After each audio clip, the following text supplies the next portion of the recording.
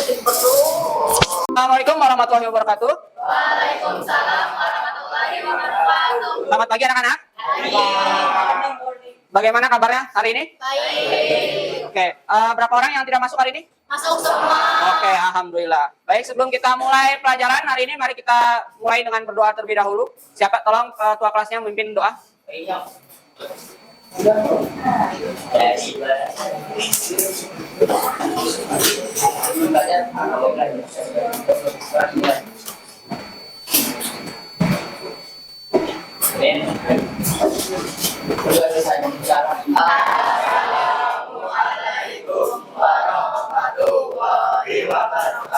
Waalaikumsalam warahmatullahi wabarakatuh.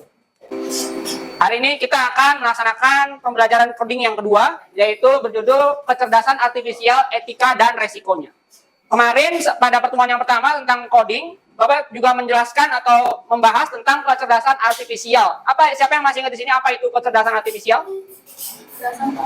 Apa itu kecerdasan artifisial? AI. Ya, singkatannya Artificial Intelligence atau disebut juga dengan tadi kecerdasan buatan. Ya, artificial artinya buatan, betul. Nah, selain dari itu juga kemarin membahas tentang computational thinking. Apa itu computational thinking? Berpikir komputasi. Ya, berpikir komputasional. Apa itu berpikir komputasional? Suatu pola pikir untuk Menyelesaikan. ya, coba.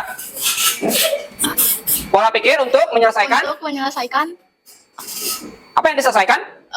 Masalah, ya. Secara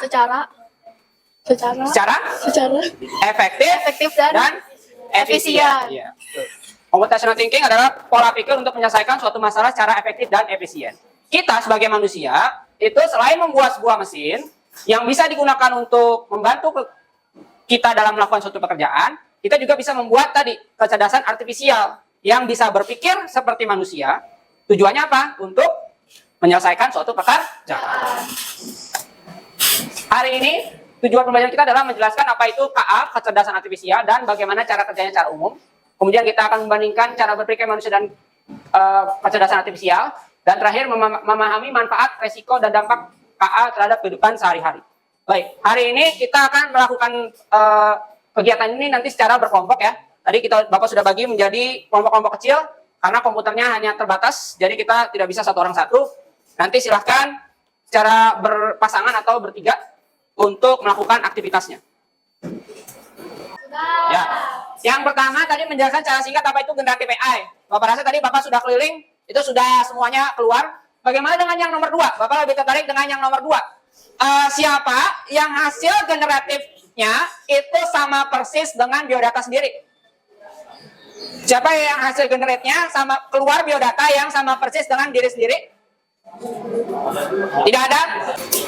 Baik, sekarang kita akan masuk ke kegiatan inti, yaitu diawali oleh kecerdasan artifisial. Kecerdasan artifisial disebut juga dengan tadi yang kamu sebut, yaitu Artificial Intelligence, disingkat AI. Apa itu AI? AI itu adalah sebuah mesin yang bisa melakukan tugas-tugas yang biasanya membutuhkan kecerdasan manusia. Ya, jadi dia itu berdasarkan kecerdasan manusia. Kita ingin membuat sebuah mesin yang bisa berpikir layaknya seorang manusia. Nah, AI itu biasanya sekarang ini memiliki kemampuannya sangat sempit. Ya, bukan AI secara luas. Apa maksudnya sempit? Dia itu didesain, dirancang untuk melakukan suatu pekerjaan yang spesifik. Contohnya di situ ada memahami bahasa, bermain catur, atau kalau misalnya kamu main game, ada AI yang mengatur gerakan NPC, sebutannya non-playable character. Karakter yang tidak kamu mainkan, mereka ngapain? Misalnya ada monster, dia itu monsternya ngapain? Apakah dia itu kabur kalau melihat kamu? Apakah dia itu menyerang? Dan lain-lain. Itu namanya AI secara spesifik. Belum ada AI, sampai saat ini, belum ada AI yang bisa melakukan segala hal. Kalau manusia itu kan bisa macam-macam. Manusia itu bisa melakukan berbagai macam aktivitas, walaupun tidak secara bersamaan. Tapi kalau AI yang dikembangkan oleh manusia sekarang ini, itu bersifat spesifik. Apa contohnya yang bersifat spesifik? Contohnya ada 5 ini. Yang pertama ada apa? Yang kedua? Yang ketiga? Yang keempat? Yang kelima? Apa contoh KA, kecerdasan artifisial, yang digunakan untuk pengenalan wajah? Untuk apa? Untuk apa pengenalan wajah? Di handphone, betul. Pengenalan wajah ada yang di handphone kamu masing-masing. Gunanya untuk apa? Membuka Kunci. kunci. Betul. Biasanya digunakan untuk membuka kunci HP. Kunci pengamanan pada HP. Yang kedua, pengenalan suara. Biasanya digunakan untuk apa? Gimana? Voice note itu apakah menggunakan AI? Tidak. Setelah voice note langsung kirim ke teman. Berarti bukan menggunakan AI. Apa yang kamu omongin ke HP misalnya, terus diolah oleh AI, itu pada saat ngapain? Searching Google, betul. Oke Google, kadang-kadang suka gitu. Oke Google, tolong carikan saya ini. Bisa keluar hasil yang ingin dicari. Iya. Itu disebut asisten virtual. Salah satunya dari Google Assistant. Ada juga dari Cortana atau Siri kalau misalnya AI kalau Apple. Siapa pernah pakai Siri? Yang HP-nya iPhone di sini ada? Nggak ada. Pencinta Android semua berarti semua. Iya. Yang berikutnya penerjemahan otomatis. Tadi yang udah nyebut Google Translate. Google Translate kalau zaman dulu dia itu punya database-nya tinggi. Harus banyak, tapi zaman sekarang Google Translate sudah menggunakan AI. Jadi lebih bagus hasil translate-nya. Pembuatan teks. Apa? Kalau pembuatan teks? Ya? ChatGPT, betul. ChatGPT itu bisa membuat teks yang berbagai macam. Kamu suruh apa, dia bisa keluar teks yang baru. Apa itu pembuatan gambar? Pembuatan gambar? Gemini. Ya, dari Gemini bisa membuat gambar. ChatGPT juga sebenarnya bisa, tapi ChatGPT dan Gemini itu sebenarnya lebih fokus kepada pembuatan teks. Pembuatan gambarnya dia itu kurang fokus. Ya, ChatGPT itu lebih fokus kepada LLM namanya, Large Language Model, model bahasa yang besar. Dia itu fokusnya sebenarnya lebih ke arah pembuatan teks. Tapi karena mereka lihat, oh orang-orang itu pengen juga bisa bikin gambar. Makanya si Gemini dan ChatGPT juga mendesain AI baru yang bisa membuat gambar. ChatGPT, dia itu AI-nya beda. Yang satu buat large language model untuk bahasa yang bikin teks, yang satu lagi buat gambar. Apakah dia modelnya sama? Beda. Mereka berbeda model. Seperti yang tadi Bapak bilang, AI yang kita buat sekarang itu spesifik. Yang satu khusus buat bikin teks, yang satu khusus buat bikin gambar. Nah, ChatGPT dan yang tadi kita sebut, itu disebut generative AI. Generative AI itu bagian dari deep learning, dan deep learning itu adalah bagian dari machine learning. Urutannya gitu. Machine learning itu adalah pembelajaran mesin, itu adalah algoritma yang mempelajari pola atau pengetahuan dari data secara otomatis. Ya, jadi kita ngasih nih data kepada si AI yang pengen kita latih. Ada data-data kita kasih dia belajar sendiri. Berdasarkan data yang kita kasih, dia belajar sendiri. Deep learning itu sama seperti machine learning, bedanya dia itu jumlah datanya harus lebih banyak. Intinya dia itu lebih banyak mengambil atau mempelajari sebuah data, baru bisa dibilang deep learning. Generative AI, tuh, pembelajaran dalam menggunakan data yang lebih banyak. Dan karena dia datanya bisa yang diambil lebih banyak, dia bisa mengenali pola yang lebih rumit. Nah, kalau disebut generatif karena dia bisa menggenerate atau membuat konten yang baru. Apa maksudnya konten yang baru? Misalnya di tadi ChatGPT, kita sebut tolong buatkan cerita rakyat. Bisa jadi yang keluar cerita rakyat yang sudah ada. Misalnya dia keluarin cerita sang kuryang misalnya, atau dia cerita keluarin Tangkuban Perahu. Tapi bisa juga kamu nyuruh tolong buatkan cerita rakyat baru yang belum pernah ada. Dari kumpulan cerita rakyat yang pernah dikasihkan sebagai data ke GPT, dia bisa memformulasikan cerita rakyat yang benar-benar baru seperti itu. Makanya disebut generatif, karena dia mampu menciptakan konten yang baru. Nah, ini ada contoh data latihnya. Misalnya ada contoh data latih yaitu gambar dua hewan ini. Setiap gambar itu kita kasih label. Ini gambar kucing, ini gambar kucing, ini gambar kucing. Terus kalau ada yang berikutnya, ini gambar guguk, ini gambar guguk, ini gambar guguk.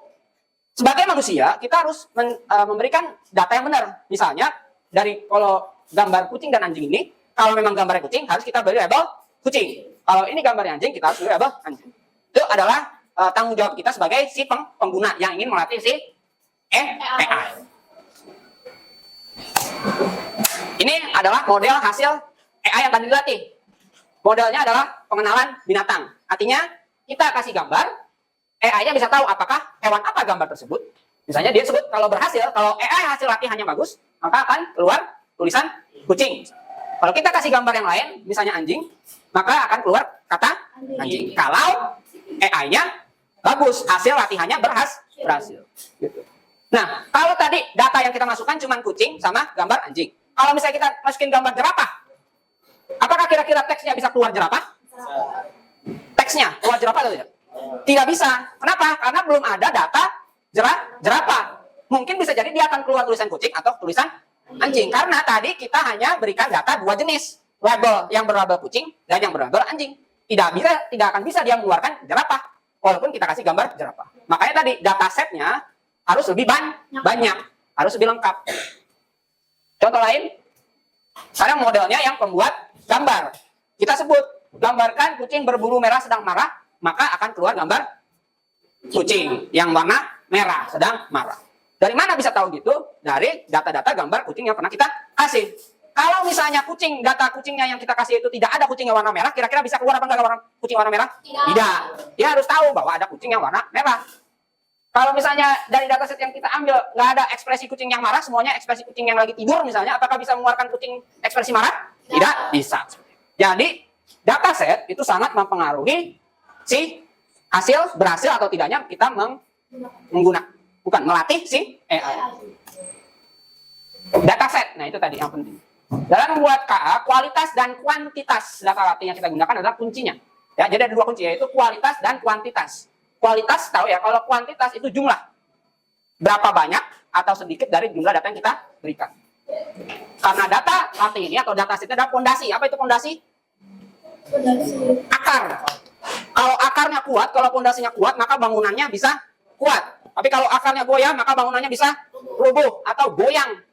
Gitu. Kalau datanya jelek, hasilnya tidak akan maksimal. Apa yang dimaksud data yang jelek itu? Nah, ini faktor-faktor yang mempengaruhi datasetnya itu bagus atau jelek.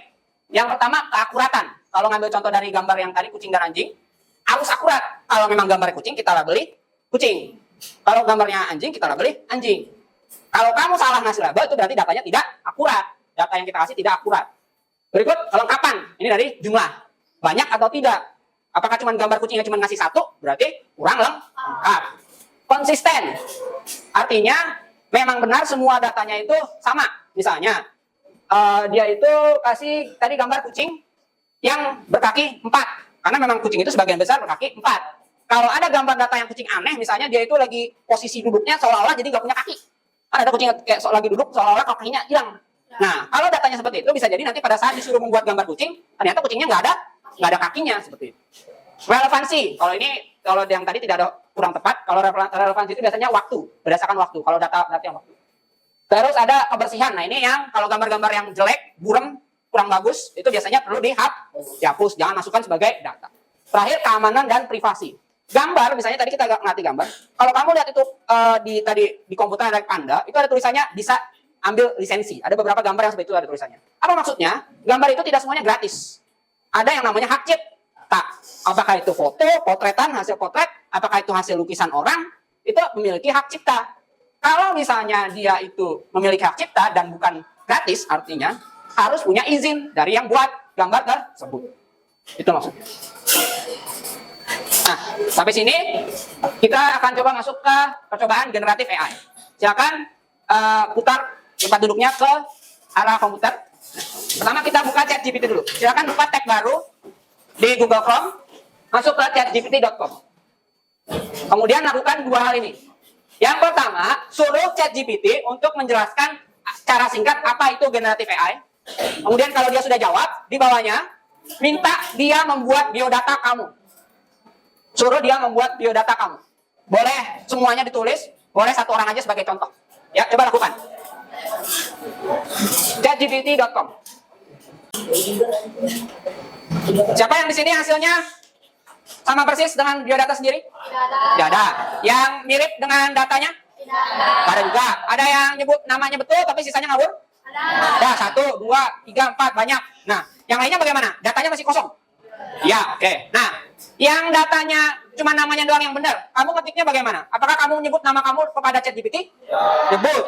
Kamu nyebut nama kamu sendiri, tapi biodatanya sisanya ngaco.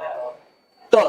Nah, kalau di kelas yang lain, kemarin ada yang nyebutin, di situ kalau kamu nyuruh tolong buatkan biodata saya doang, pasti dia nyuruh, tolong sebutin nama kamu, sebutin tanggal lahir, sebutin tempat lahir, sebutkan itu bla bla bla, dia minta kan? Betul. Nah, maka ChatGPT itu dia butuh data yang akurat. Dia butuh data untuk bisa membuatkan biodata kamu. Kalau dia tidak tahu kamu itu siapa, maka dia tidak akan bisa membuat biodata yang benar. Atau dia ngarang. Dia cuma tahu nama kamu doang, sisanya dia karang sendiri. Oke. Kenapa kira-kira Bapak menunjukkan hal ini? Karena kalian harus tahu, yaitu transparansi dan keadilan. Yaitu termasuk dalam etika dalam penggunaan KA generatif. Coba semuanya sekarang balik lagi ke depan. Etika dalam penggunaan KA generatif, transparansi dan keadilan. Kita harus tahu bagaimana KA generatif itu bekerja.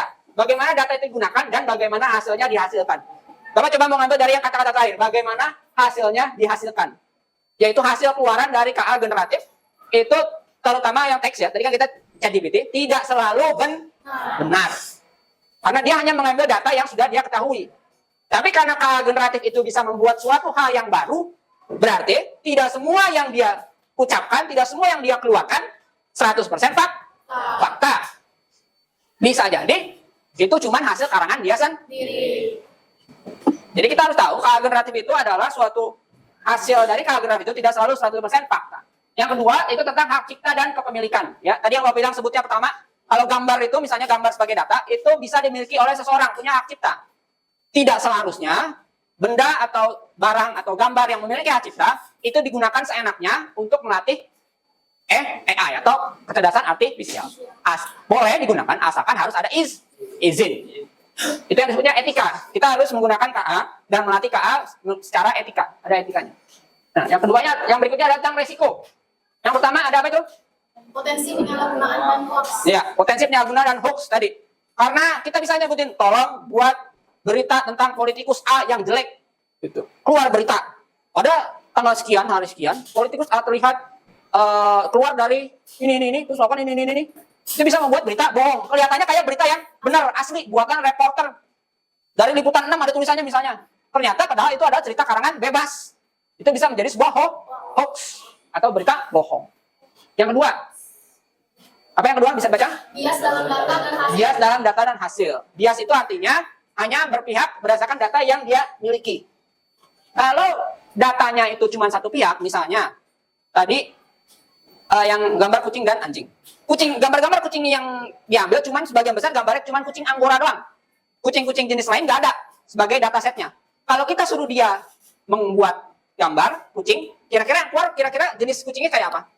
Berbagai macam. Apakah bisa keluar jenis berbagai macam ataukah sebagian besar hasilnya akan keluar kucing Anggora? Anggora, sebagian besar akan keluar kucing Anggora. Jadi kita bisa mengatur AI itu menggunakan datanya itu bisa bias, artinya lebih berpihak atau berat terhadap satu pihak. Yang terakhir adalah pelanggaran privasi dan keamanan data. Tadi ini berhubungan lagi dengan yang tadi hak cipta atau data pribadi.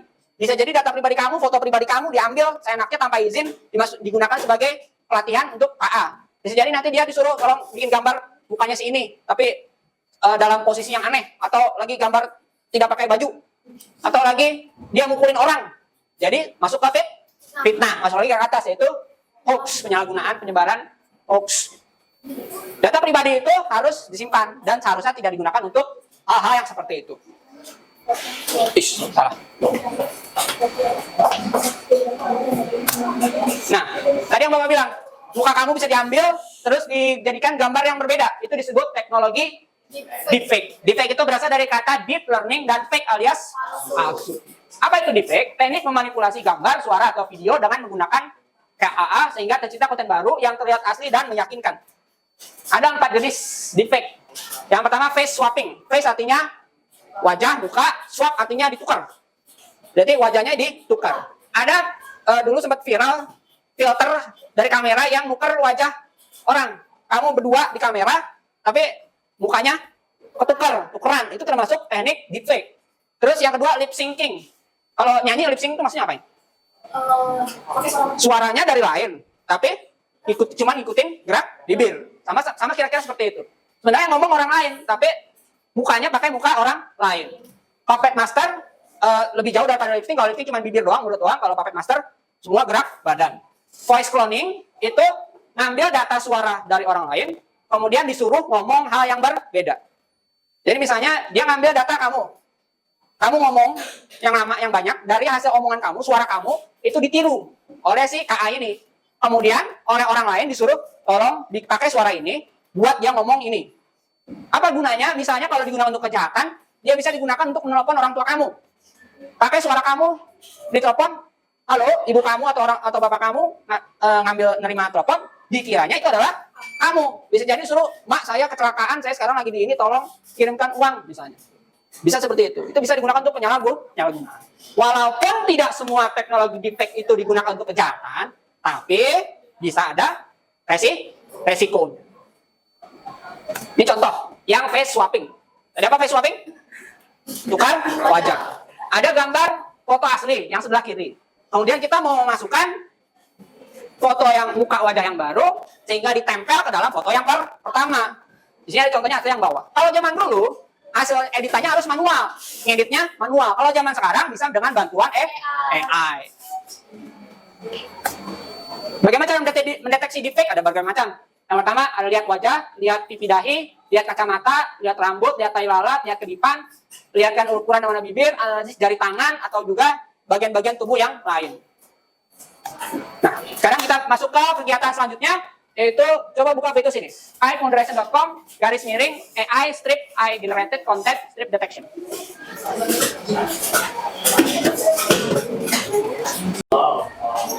Oke, baik, semuanya sudah berhasil membuka yang Hive Generation.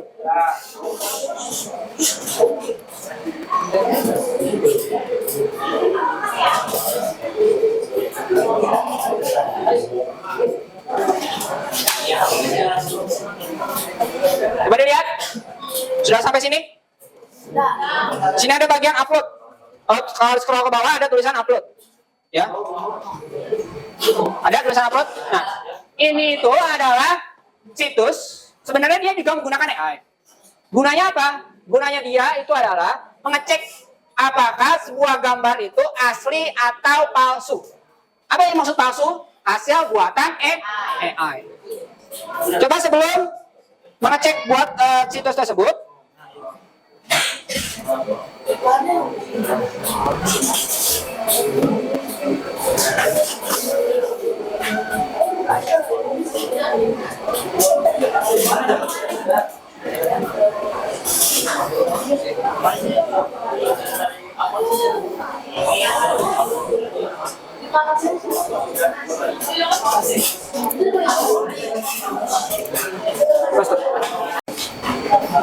oke, coba dilihat sebelum kita mulai yang tadi, coba yang depan dulu.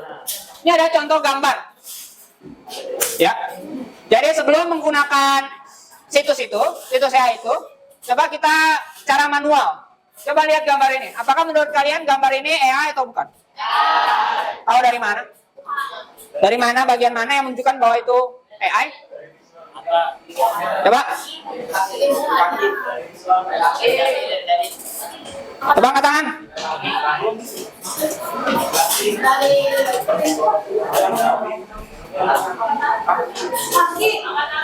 Angkat tangan, kaki-kaki aja yang benar. Ya, yang bagian mana? Kaki yang bagian mana? Yang anak kecil, kakinya cuma satu. Oke, boleh. Ada lagi? Ada lagi? Ya?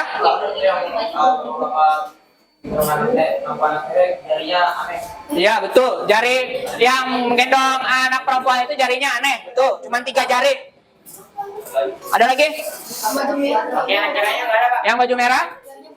Jarinya banyak banget. Iya, betul. Ada lagi? Megang anak cewek itu enggak ada kakinya. Yang megang anak cewek tidak ada kakinya. Ya, anaknya tidak ada kakinya, betul. Ya, jadi dari berdasarkan itu kita bisa lihat bahwa kemungkinan besar ini adalah gambar AI. Coba Bapak akan masukkan ke dalam situs yang tadi. Ya, Bapak akan klik. Coba lihat dulu nih caranya di depan. Ya, Bapak akan klik upload. Nanti di folder download itu ada gambar yang tadi. Bapak klik. Ya, Bapak open. Akan masuk ke sini. Nah, nanti ini AI-nya AI dari situs ini sedang mengecek, lagi memproses. Jadi di sini masih kosong. Ada resultnya di sini. Nanti akan keluar presentase bentuknya. Kalau presentasinya tinggi, berarti kemungkinan besar itu adalah gambar hasil buatan AI. Kalau presentasinya rendah, itu berarti kemungkinan dia gambar asli. Tapi apakah itu pasti betul? Belum pasti. Makanya situs ini tidak bilang ya atau tidak. Atau tidak menyebutkan AI atau bukan AI. Tapi dia pakai presentasi. Itu hanya kemungkinan. Nah sekarang, Bapak mau kalian coba cari gambar di Google. Caranya gimana? Ayo jangan di close lagi. Tadi di close. Sini lihat nih, lihat komputer. Di sini di atas itu ada gambar tanda panah. Tanda plus. Ya, itu namanya tab baru. Buka tab baru. masuk ke google.com. Masuk ke google.com. Setelah masuk ke google.com, cari gambar apa yang kamu mau, terserah. Kalau tadi beberapa komputer Bapak sudah cek pakai gambar panda. Boleh gambar panda, boleh gambar yang lain. Kemudian simpan gambarnya. Kali apa aja pakai Ya, terserah. Coba perhatikan cara nyimpennya. Cara nyimpennya biar nggak salah, lihat dulu. Pertama, kamu klik gambarnya. Misalnya Bapak ambil gambar yang ini. Ya. Kan keluar dia di kecil di sini sebelah kanan. Setelah keluar, kamu klik kanan. Nanti ada tulisannya antara kalau bahasa Inggris save image as, kalau bahasa Indonesia simpan gambar sebagai. Ya. Setelah itu ada foldernya di download sudah betul, baru save. Ya, gitu caranya. Oke, silakan Bapak kasih waktu 5 menit. Silakan download gambarnya dulu, baru nanti masukkan ke situs yang tadi. Berapa persen? 99,9%. Berarti kalau 99,9% itu hampir pasti sekali bahwa dia itu adalah gambar AI. Siapa yang gambar yang kecil? Yang kecil presentasinya? Mana gambar kamu? Itu gambar uploadnya. 22,6%. Berarti kemungkinan kecil bahwa dia itu termasuk AI. Itu berapa? 99,6. Berarti hampir pasti. Berapa? 5,3 berarti kemungkinan besar asli. Baik. Nah, coba hasil kerja kamu coba silakan tadi yang ChatGPT. Halo, yang tadi ChatGPT dan yang ini yang barusan coba difoto. Pakai HP aja, satu orang boleh. Nanti Bapak kirim link buat diupload, ya. Foto aja yang tadi hasil kerja ChatGPT dan hasil yang AI barusan nanti diupload untuk masuk ke nilai. Yang mana udah download? Mana? Ini.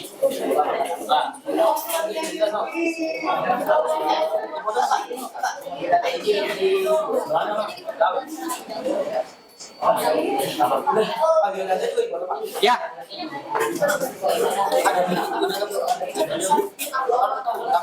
Masuk ke kegiatan penutup. Tadi sudah mencoba 2 ya. Kita pertama mencoba mengenerate AI menggunakan tadi apa? Situs apa? Generate apa tadi? ChatGPT. Ya. Untuk mengenerate hasil data kalian. Tadi yang kedua sudah mencoba mendeteksi AI berdasarkan situs tadi Hive Moderation. Ya. Nanti difoto kemudian dikumpulkan. Sekarang kita masuk ke bagian refleksi. Seperti yang sebelumnya kita menggunakan refleksi mode 4P, yaitu sebutkan peristiwa, perasaan, pembelajaran, dan perubahan. Satu kelompok, tolong menggunakan satu kertas. Bagi ke sebelahnya. Satu kelompok, satu kertas saja. Kalau itu lebih kasih sebelah.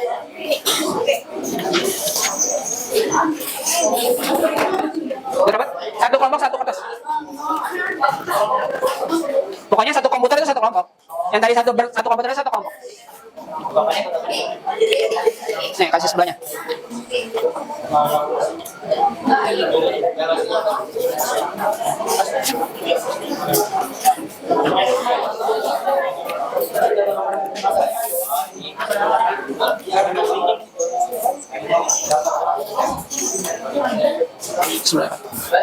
Oke, silakan ditulis 4P, peristiwa, perasaan, pembelajaran, dan perubahan. Bapak kasih waktu 5 menit. Oke, baik. Coba dari pojok sana. Coba bacakan peristiwanya. Refleksinya, hasil refleksinya.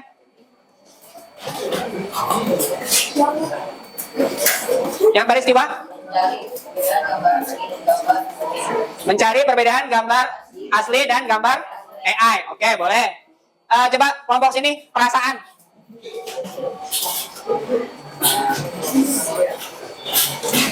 Iya. Senang bisa mengetahui apa itu generatif AI. Oke. Yang perempuan bagian pembelajaran coba.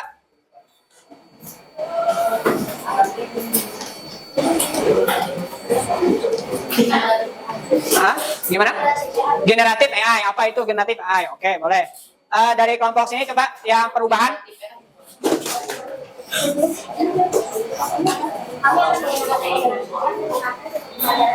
Kami akan gunakan AI secara bijak dan menerapkan pelajaran hari ini. Oke, baik. Baik, terima kasih semuanya atas kegiatannya dan perhatiannya hari ini. Jadi, untuk pertemuan berikutnya, kita akan membahas lebih jauh tentang KA generatif. Baik, yang tadi hasil refleksinya tolong dikumpulkan. Terima kasih. Assalamualaikum warahmatullahi wabarakatuh.